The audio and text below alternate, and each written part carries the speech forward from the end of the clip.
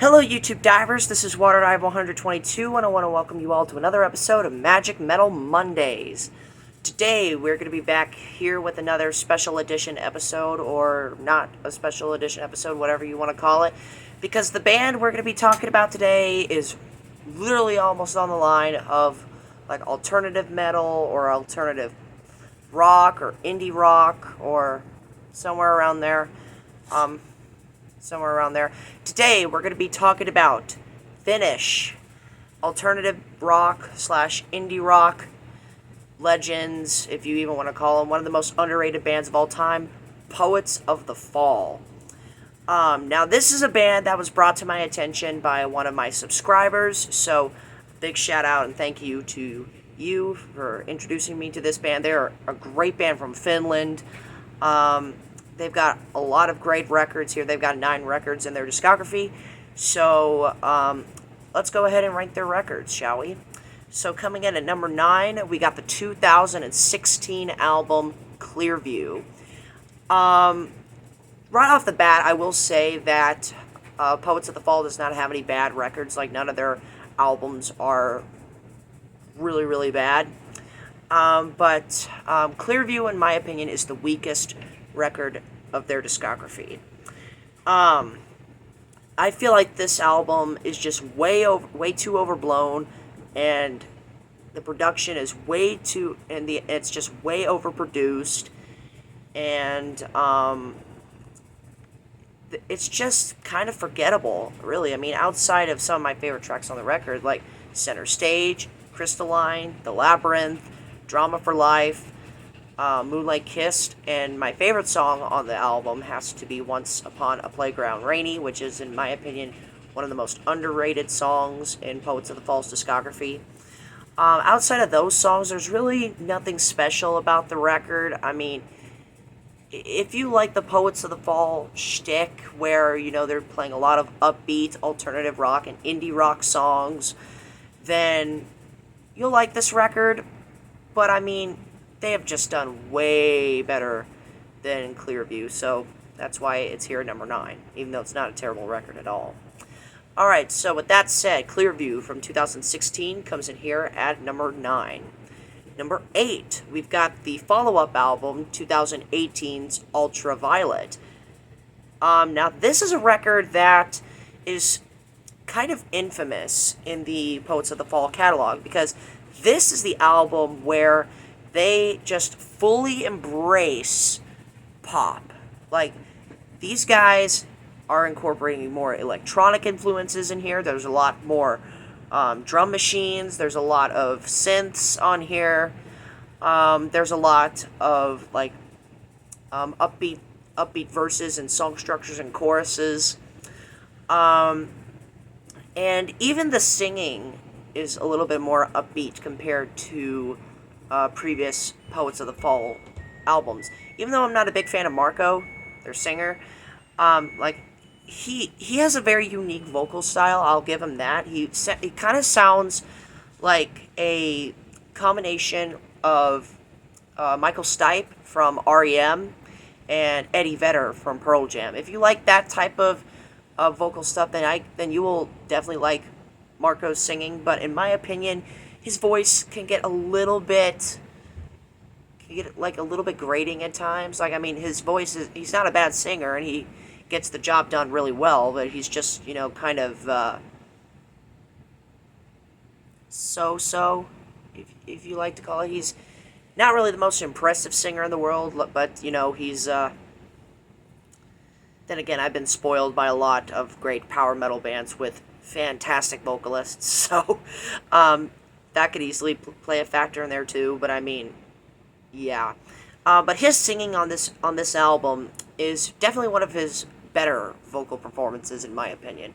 Especially on tracks like Dancing on Broken Glass, Fool's Paradise, My Dark Disquiet, or Disquit, or however it's pronounced, Angel, the Choir's Cicadas, or however it's pronounced. The Sweet Escape has to be their most poppiest song. I mean, this is where those electronic influences and those more upbeat song structures and melodies really come into play. And then my favorite track has to be Stand Still, another underrated gem from Poets of the Fall's discography. I really like this song. Overall, I basically feel the same way about Ultraviolet as I do Clearview, but except the band's chemistry on Ultraviolet is just a lot better, and it makes those more poppier and electronic influences work to a better degree, if that makes sense. But Ultraviolet, while it is a fun record, again, they've done much better, so it ends up here at number 8. Number 7, we've got their debut album, Signs of Life, from 2005. This might be a little bit of a controversial take here, because I see a lot of Poets of the Fall fans have this album near the top or at the top of their list, and, you know, I can definitely see why. There's a lot of great banging songs on the record. Lift and Late Goodbye, in particular, are two of their most overplayed songs, and, you know, for good reason. They're both fantastic songs. Shallow is a great song. 3 a.m. is great. Stay is great. Illusion and Dream, another fan favorite. Sleep, which admittedly can be a little bit cheesy at times. Like, you know, come on, guys. But it's not a terrible song. I really like this song, in fact. Overboard is great. Someone Special is a great ballad, is a great love ballad. And then my favorite song on the record has to go to Everything Fades. I really love the melody on this song, and I really love the guitar work. The guitar work on this album is just out of this world, especially within the acoustic guitar department. Like, if you love acoustic guitars, if you love playing music on acoustic guitars, then you'll definitely like this record. There's a lot of great acoustic guitar melodies on here. But yeah, Signs of Life, definitely a great start. They just have made better records. So, Signs of Life ends up here at number 7. Number 6, we got the 2012 album, Temple of Thought. Now, this is kind of a weird record for me, because on one hand, it's a very solid record. Like my favorite tracks on here have to be Kamikaze Love, The Distance, Show Me This Life, Morning Tide, the title track, The Lie Eternal, and Cradled in Love, my favorite song. But on the other hand, it also holds one of the worst songs that I have ever heard in my life. And that has to be the closing number, the Happy Song. Alright. Can we just talk about this song for a second? Oh, goodness gracious. Where the heck do I even begin with this song, honestly, guys? Oh, boy. Okay, to my knowledge, Poets of the Fall wrote this song for a video game. I believe it was the villain's theme for a video game called Alan Wake's American Nightmare, or something like that.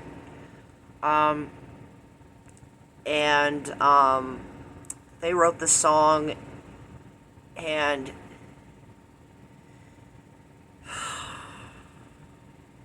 it is so freaking bad. It is so bad. It is so frickin' bad. I don't even know where the heck to begin with this song.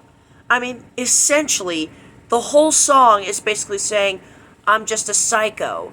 I'm another psycho, or something like that. You literally have one lyric line throughout the entire frickin' song that lasts about, what, 4.5 minutes? You're a band that has put out some of the most thought-provoking and some of the most critical thinking lyrics out of any other band that I've heard. Like, in terms of lyrics, these guys are up there with, like, Rush or Dream Theater or Yes, or some of the greatest bands to ever write lyrics, or something like that. And you write this? You write this? What the heck are you doing, Poets of the Fall? I'll never understand why this song was on the record. Why is this song on the record? There was a bonus track of this record, Signs of Life. Technically the title track from their first album. And it is a much better song than the Happy Song. Why did you put that on the record and have Happy Song as like a bonus track or a B-side or something? I'll never understand the thought process behind that move. Like, I'm pretty sure that Poets of the Fall wrote the Happy Song out of obligation as opposed to inspiration. Because there is no way that a band that is as highly intelligent as Poets of the Fall, there's no way that a band with the intelligence level of Poets of the Fall would ever write a song this generic, this repetitive, this poorly written, and this poorly lyricized song. It is easily the worst song in Poets of the Fall's discography, and quite possibly one of the worst rock songs I have ever heard in my life. I mean, this song was so bad that I literally had to skip this song when I was listening to Temple of Thought for the first time. And I swear, if Signs of Life, if I was not told that Signs of Life existed, this album probably would have been dead last or something. Because the Happy Song almost single-handedly killed this album for me. Almost. Thank goodness Signs of Life saved this record. And in my opinion, Signs of Life should have been on the record, and the Happy Song should have been like a bonus track or a B-side or something like that. Again, I will never understand the thought process behind this song. I hate the Happy Song. Even the title doesn't walk away clean. I mean, I'll never understand this, man. It's just so freaking bad. So, with that said, let's not bash that song anymore because we've already done that enough. Temple of Thought, overall, a very good record. I just wish that song did not. I just wish the Happy Song did not exist. I'm being very blunt with you guys. So with that said, Temple of Thought comes in here at number 6. Number 5, we've got the follow-up album, 2014's Jealous Gods. Already a massive improvement, in my opinion. From here on out, these are records that I absolutely love from Poets of the Fall. Jealous Gods is a very atmospheric record in a way. It's very, while also combining a lot of the elements that made Poets of the Fall famous and basically how they're known. The record in general, I really like the record. I really love the record. My favorite songs on here are the title track, Days, Rumors, Rebirth, Hounds, to Harmarsha, I believe that's how you say it, Choice Millionaire, Nothing Stays the Same, Rogue, and my favorite song on the record has to go to Love Will Come to You. Another one of my favorite songs from Poets of the Fall. Absolutely love this song, and I love the music video to this song as well.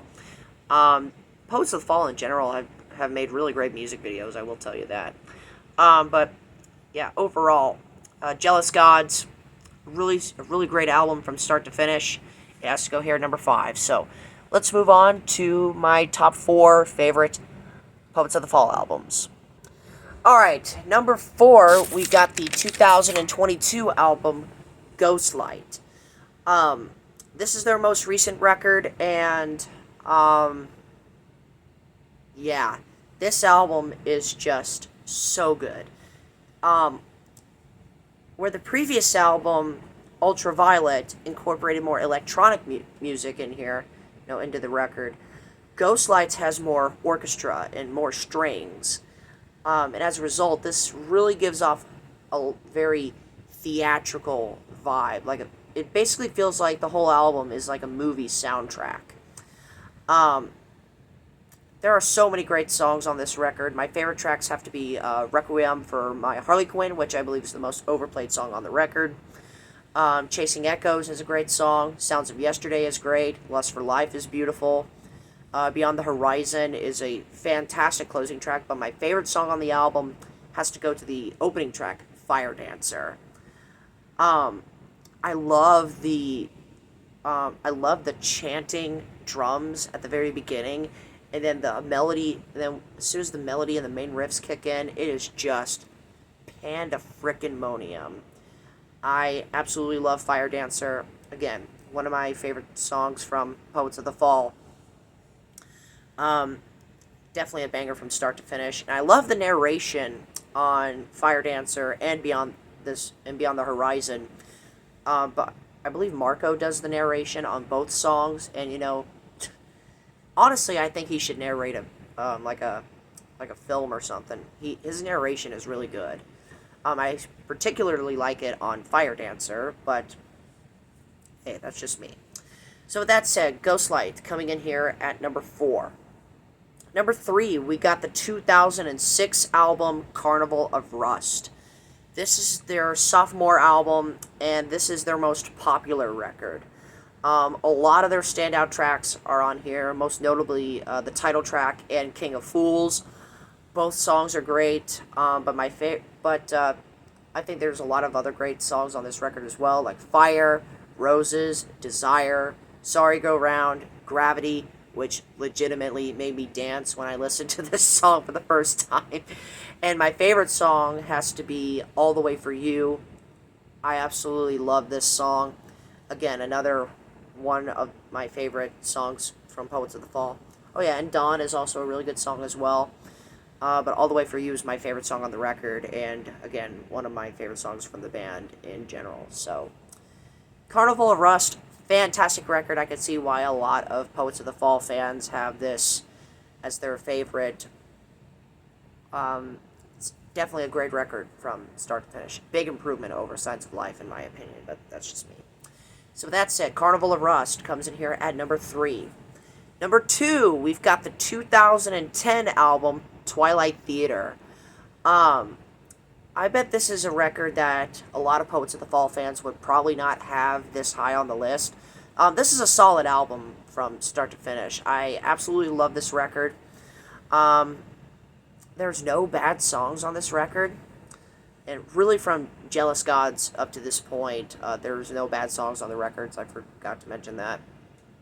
But my favorite songs have to be 15 Minute Flame, Given and Denied, which is, in my opinion, one of if not their best ballad. Rewind, Change, War, Smoke and Mirrors, and my favorite track, and my favorite song has to be Dying to Live. Love that song. Again, it's another one of my favorite songs from the band.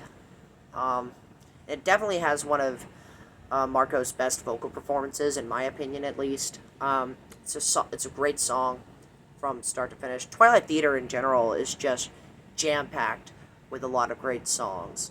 Absolutely love this record. So it ends up here at number 2. Alright, so we have reached it. Number 1, Process of Elimination. If you're a Poets of the Fall fan, you know what album is left. And that is the 2008 album Revolution Roulette. Oh boy. This album is just freaking amazing. What can I say about this record that hasn't already been talked about? This is their darkest album. This is their heaviest record, and lyrically, this is their most serious record. A lot of societal issues are tackled on this record, such as addiction, materialism, Wake Up in Rebellion, and so many more. It basically captures like a feeling that I would get from Lane Staley era Alice in Chains and 6 Degrees of Inner Turbulence from Dream Theater, where the former of which would have a lot of songs that would be on the line of like mental issues, like addiction, mostly, especially on albums like Dirt and Facelift. And then the latter of which, it has a lot it gravitates to me towards like the serious topics that are on the record. Mainly the main reason why I love 6 Degrees of Inner Turbulence so much is not just because of like the epic songs and the epic melodies and solos and stuff, but also for its amazing execution of addressing mental illnesses.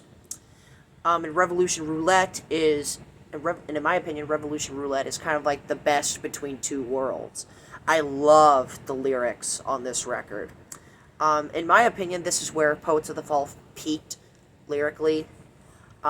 This album has some of the best lyrics that Marco has ever written for the band. This has some of the best vocal performances. This is the album that easily has the best vocal performance from Marco. My favorite tracks have to be More, the title track, Fragile, Where Do We Draw the Line, probably their saddest song and the most overplayed song off the record. Clever Mind, Miss Impossible, and my favorite song on the record, and my favorite Poets of the Fall song overall, The Ultimate Fling. This album is just flawless from start to finish. I absolutely love this album. So, with that said, Revolution Roulette comes in here at number 1. Alright, so with that said, that concludes this edition of Magic Metal Mondays. Thank you so much for watching, my fellow YouTube divers. This is Water Eye 122 signing out, ready to dive into more fun on YouTube. Thank you for watching.